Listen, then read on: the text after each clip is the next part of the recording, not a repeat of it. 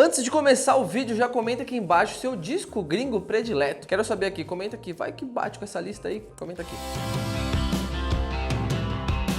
A maldição do segundo álbum não atingiu nem um pouco a Dua Lipa. Com o Future Nostalgia, a cantora trouxe um dos melhores e mais divertidos álbuns do ano e se consagrou como um dos maiores nomes do pop mundial. O nome do álbum, e que também é o título da primeira faixa, eles ditam muito bem o tom desse trabalho. Andar pra frente olhando pra trás. O som disco anos 80 do álbum parece ser mais uma referência ao som dos anos 90 e 2000, que já beberam dessa fonte do que da inspiração original. É um álbum que facilmente pode ser colocado ao lado da prateleira, ao lado do Discovery do Daft Punk e também do Confessions on a Dance Floor da Madonna. O álbum saiu numa situação meio conturbada, além de ter sido lançado em meio à pandemia. Ele foi vazado 2 semanas antes do lançamento previsto, o que fez com que a Dua adiasse uma semana para lançá-lo. Mas nada disso abalou tanto que a crítica e o público curtiram o álbum, assim, tipo, mano, todo mundo pirou na parada. O único momento que peca um pouco é a última música, mas assim, mano, a gente releva, perdoa e fala, mano, tá tudo bem, né? Porque tudo que veio antes veio do caralho. Vale lembrar também do grande fenômeno, né, da dancinha Don't Start Now, que também aconteceu nesse BBB, fazendo com que a Dua Lipa também aparecesse, né, com uma apresentação exclusiva lá dentro do programa. Esse com certeza vai ser um álbum bem relembrado por muito tempo e que marcou um possível pop de 2020 ali pra frente.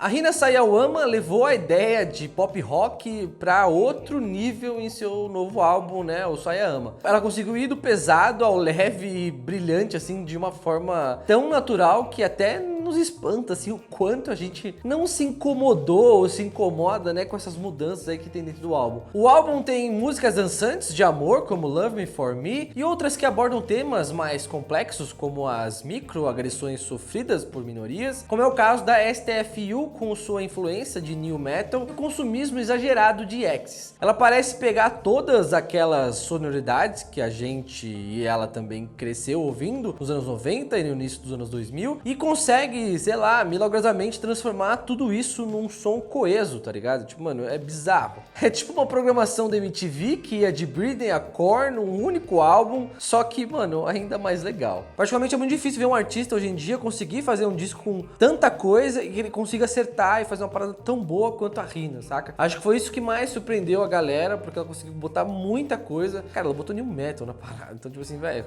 zerou o game, tá ligado?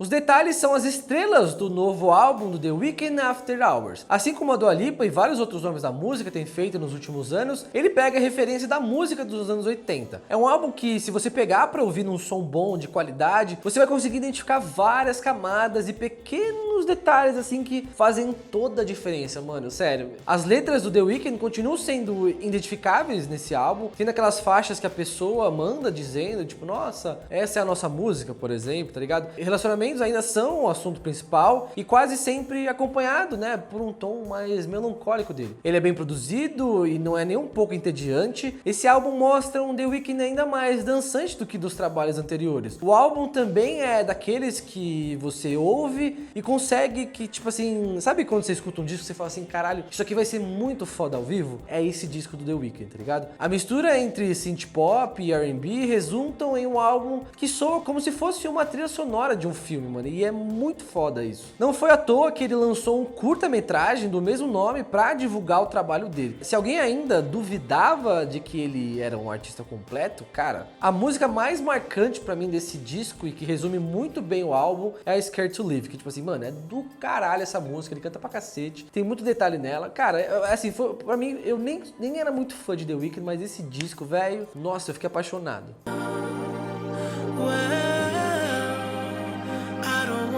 O Tom Misty se junta ao baterista Yussef Dayes para fazer um dos grandes discos de experimentações em jazz, vamos dizer assim, entre aspas, popizado do ano. O álbum é divertido, groovado, é daqueles pra você se perder ouvindo, assim, tá ligado? Não é só um álbum de jazz, é pop, R&B, hip hop, eletrônica e tudo isso com refrões chicletes, tá ligado? Essa mistura de gêneros vem do background dos dois músicos. Enquanto o Davis vem mais do jazz, o Mitch é ali do lado do pop, R&B mais dreamy. Se você curte sons como The Internet, Free Nationals e Bad Bad Not Good, tipo assim, cara, esse disco é pra você, vai escutar, nem dá o play que você vai pirar, tá ligado? É um disco feito sem pressões na ideia do tipo assim, vamos ver que isso aí pode ser. E essa tranquilidade realmente transmite no som. É um disco muito mais focado na musicalidade do que nas composições, mas em um momento complicado como esse, os álbuns que conseguem te tirar da realidade e te levar pra um lugar melhor, assim, em seus minutos de duração, cara, deve ser muito celebrado, sério. E o What Kind of Music é excelente nisso, mano. Eu vou resumir esse disco muito rápido, cara. Esse disco, ele foi a minha salvação durante uma semana na quarentena.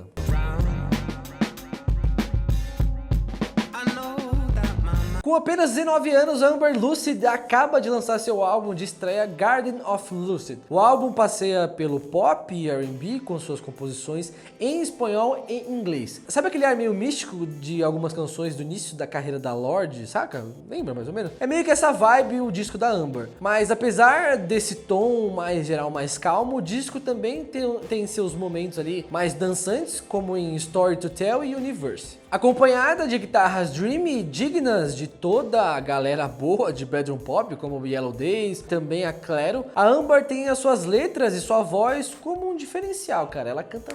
Nossa, sério.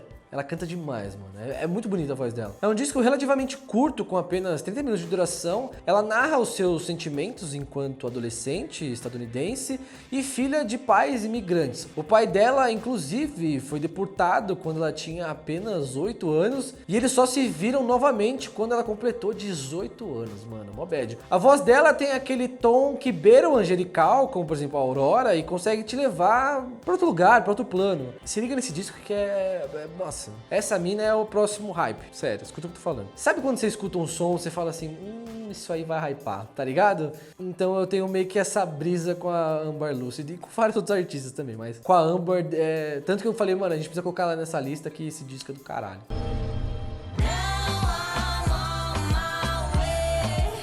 A Charli XCX aproveitou o seu período de quarentena aí para produzir um novo disco e o resultado de 6 semanas de produção foi o How I'm Feeling Now. Esse disco ele foi feito virtualmente ao lado do AJ Cook, o Dylan Brad do 100 Gags e outros colaboradores. E um dos principais auxiliares no processo colaborativo, sabe quem foi? Foram os fãs, mano. Olha que da hora. A Charli XCX deitou, mano, essa parada. Vou falar a real, mano, esse processo foi muito foda, achei muito da hora. Esse processo, só pra vocês terem uma ideia, ele foi completamente transmídia, indo de ideias de letras no Twitter, a reuniões com os fãs no Zoom e também no Instagram, a apresentações de demo, né, no seu programa de rádio, na Beats One, a updates semanais no canal do YouTube dela. Esse é um álbum de amor pensando nas circunstâncias, mas não na grandiosidade dela, como em alguns trabalhos que outros artistas estão produzindo e lançando durante a pandemia. É a Charli em casa, sentindo saudade das festas, repensando suas relações, mas ainda se divertindo. Tirando a Party For You, todas as músicas no álbum são inéditas. O álbum ele soa bem natural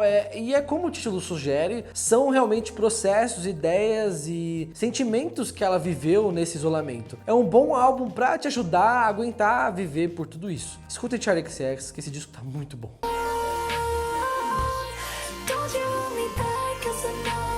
Metade de toda a minha vida já se foi, e é com essa frase que começa o novo disco do Perfume Genius. Mas esse álbum é épico assim na medida certa. Soa como uma trilha sonora de filme adolescente da A24 Filmes, uma música perfeita para cada cena, o drama, a alegria, a liberdade, mas de certa forma todas elas combinando com aquela cena do personagem refletindo prestes a viver o ápice da trama. É um constante estar diante ao precipício, mas sem necessariamente olhar para baixo e muito menos pular. É um convite para reflexão. É um disco grandioso e não é à toa foi feito ao lado de músicos veteranos que trabalham junto a outros artistas que definiram o pop e o rock desses últimos anos. A voz do Mike também ajuda muito a dar esse peso pro álbum, sempre soando prestes a quebrar, a ceder, mas nunca acaba chegando lá, saca? É a arte pop, city pop, indie, glam, é folk, R&B e nos faz lembrar o quanto tentar criar caixas pra gêneros, sabe, não tá fazendo mais sentido. E esse disco é isso, mano. É lindo. Eu não tenho muito o que falar, mas é lindo, tá ligado?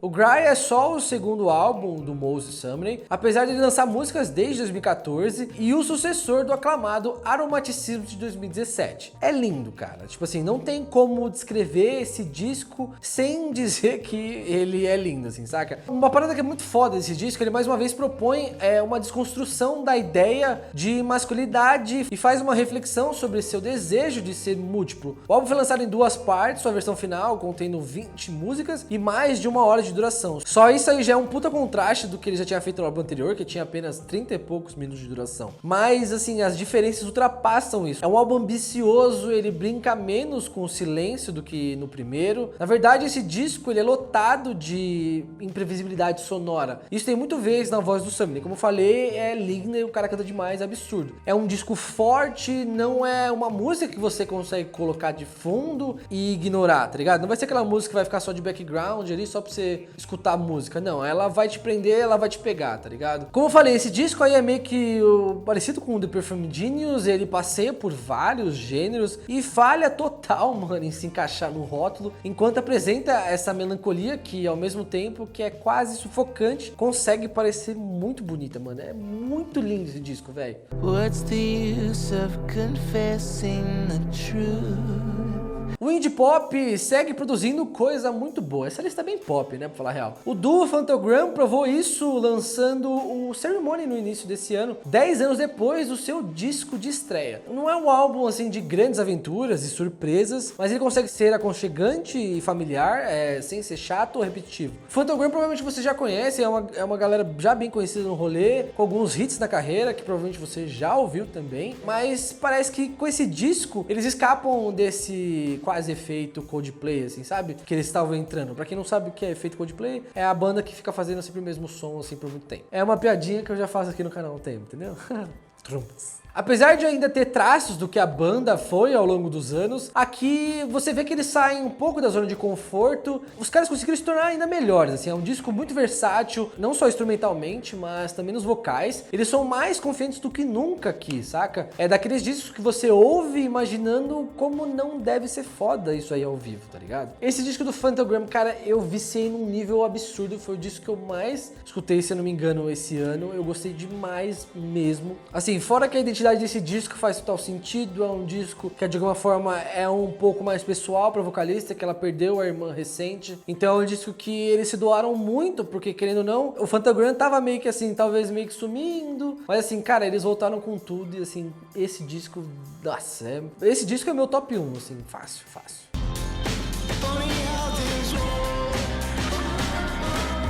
As coisas nem sempre precisam ser complicadas para serem boas, e esse é o ponto forte do Every Bad do Porridge Radio. Se você me acompanha nas redes sociais, vocês devem ter visto que eu paguei um pau pra esse disco, assim, mano, lambi ele de um jeito, assim, cara, que porra, fazia tempo que eu não lambi um disco. Esse é o segundo álbum do quarteto de post-punk, e se você curte nomes como Soccer Mommy, Dream Wife, até um pouco ali de Mac DeMarco, Eterno Rei, assim, não deixa de conferir esse trampo. As composições são tão confessionais e simples que é praticamente impossível de você não conseguir se identificar em algum nível, ou pelo menos, né, sentir a honestidade completa na voz urgente, né, da vocalista Dana Margolin. É muito interessante a forma como o disco soa tão urgente, mesmo tendo a voz levantada assim poucas vezes. Tu sabe aquela galera que assusta, mas quando fala num tom sereno? É tipo isso. Mas não é no medo aqui, só na sinceridade, o impacto das mensagens por trás das músicas. O álbum, inclusive, tem muito humor e também ironia. Eles têm tudo para serem os próximos grandes nomes do post-punk, assim, cara,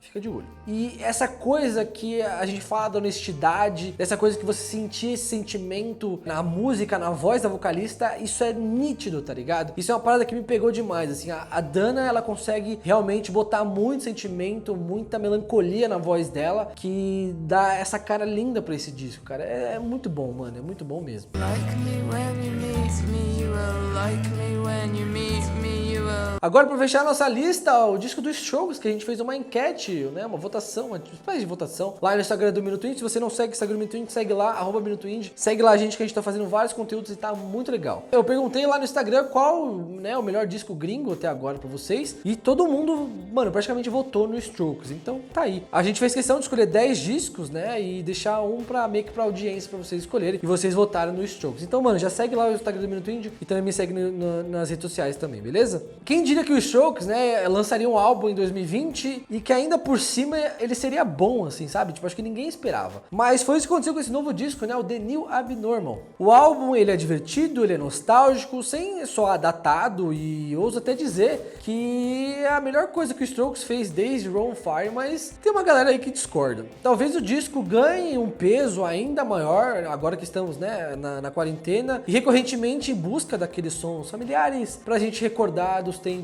melhores, né? Aquele disco confortável que você já conhece e tal, sabe? Aquela coisa que já tá acostumado. E esse disco é bem isso. Fora que seu título não poderia ser mais adequado para os tempos atuais, apesar de ter sido anunciado 2 meses antes do lançamento do disco. Nesse trabalho, o Strokes olha pro passado falando pro futuro. Mas vamos falar dos vocais do Julian. Pra quem viu o Strokes ao vivo, né, no Lola em 2017, é difícil acreditar que é o mesmo cara que tá cantando com alcance muito maior nesse disco. É difícil, é muito difícil. Como acreditar, né, que é esse o cara que canta em Eternal Summer, tá ligado? Esse disco vai um pouco fora da curva strokeana que a gente já esperava, né? Apesar do clima mais contraído e leve dos instrumentais, o álbum é mais reflexivo, principalmente nas composições que, felizmente, também amadureceram com a banda. Em geral, o disco tem um ritmo mais lento que alguns trabalhos antigos deles. É um Strokes que canta sobre a solidão dos últimos anos, os conflitos que os membros enfrentaram em suas vidas pessoais, como por exemplo o divórcio do Julian, e o caos que cerca a todos nós, como mudanças climáticas. Vai ser um disco que muita gente vai se apoiar para aguentar a viver esse período novo anormal. Se você quer saber um pouco mais sobre a minha opinião, eu não vou falar muito, porque tem uma review bem da hora aqui sobre os Strokes, sobre esse disco, então clica aqui e assiste lá, porque, enfim, eu já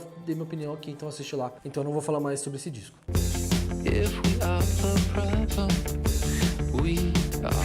Rapaziada, então espero que tenha gostado. Não esquece de comentar aqui seu disco predileto até agora, gringo. E segue o Minuto Indie lá nas redes sociais. E não esquece de me seguir também lá no meu Instagram. E é isso, espero que tenha gostado. Não esquece de vídeo segunda, quarta e sexta. Se inscreve no canal, deixa seu like. E é isso, aquele beijo na bunda e tchau.